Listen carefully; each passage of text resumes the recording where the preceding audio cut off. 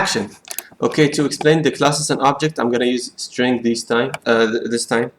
Okay, so let's start with making a class of players. We're gonna make player objects later. Okay, and then the blocks. Don't forget the semicolon at the end.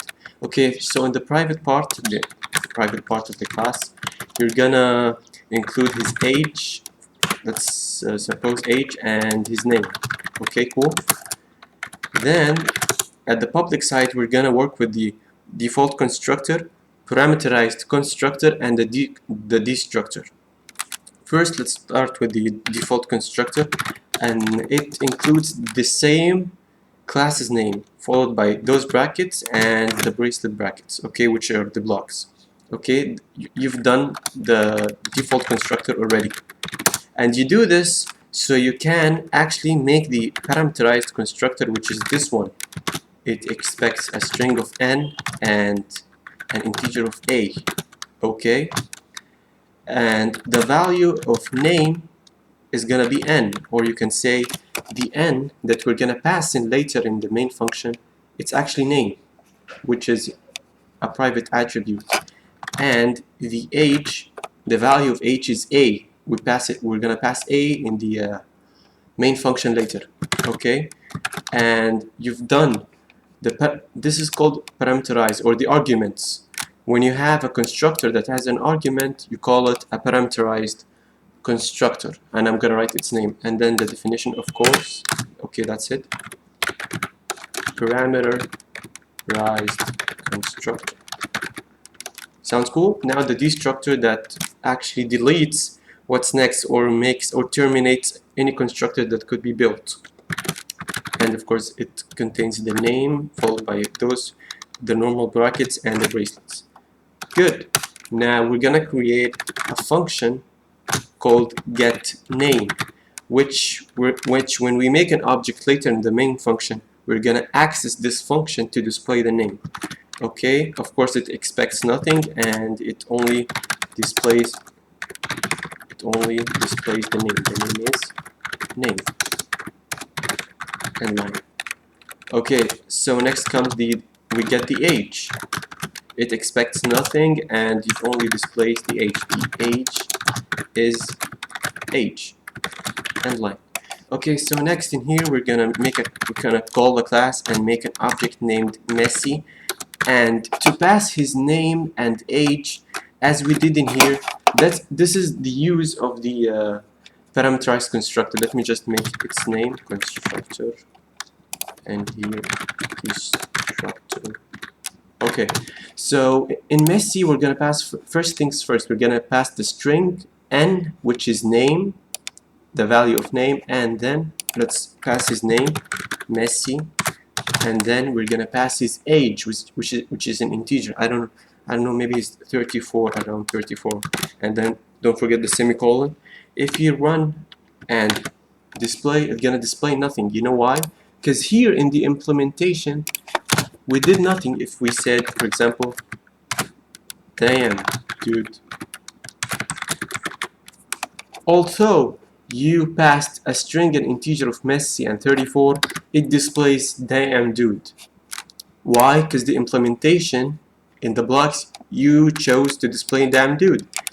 So we delete this for now. This is why I'm explaining. This is why when you run now it displays nothing, because in here the blocks are empty. Fine, we're gonna display his name by Messi, and we use the dot to access the function void getName, and then the semicolon, then Messi again. We access the function getAge. As you see right here, it displays the name, and the age is age. Simple as that. The name is Messi, the age is 34.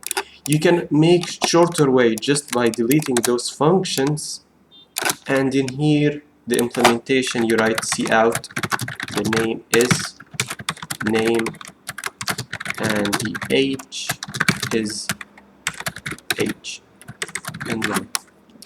Okay, so the implementation right here, you display the value of name and age. The name is Messi and the age is 34. This is one way. This is the first way to make constructors and destructors and implement them. As you noticed right here, we implemented them inside the blocks, inside the class. There's another way that you learned in the course. I'm gonna explain it right now. You do not implement any of this. You cancel the implementation in here. Just mention the player constructor arguments and the destructor, and here you just mention the function's name. We're gonna make the implementation outside of the class, okay? Get age. Cool. So we did not implement anything yet. Of course, don't forget the semicolon, or else it shows errors. Okay. So we're gonna implement. We're gonna make implementation or definitions of those constructors and the functions outside the class. Let's see in here. It's the end of the class. But in here, we're gonna start the implementation or the definition. Let's start with the definition of the constructor.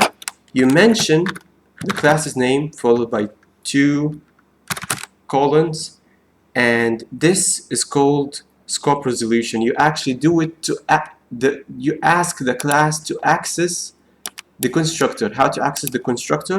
The default constructor, sorry.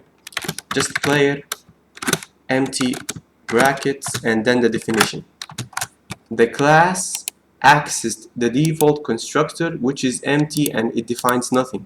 You usually here in the default constructor you print nothing, and then the class again access the parameterized constructor, which is string n and int a, and we're gonna start to tell them that, don't forget the dots in here, we're gonna start to tell them that the name has the value of n, okay, and the age has the value of a, and of course we print out nothing. We're gonna leave the printing for the functions get name and get age.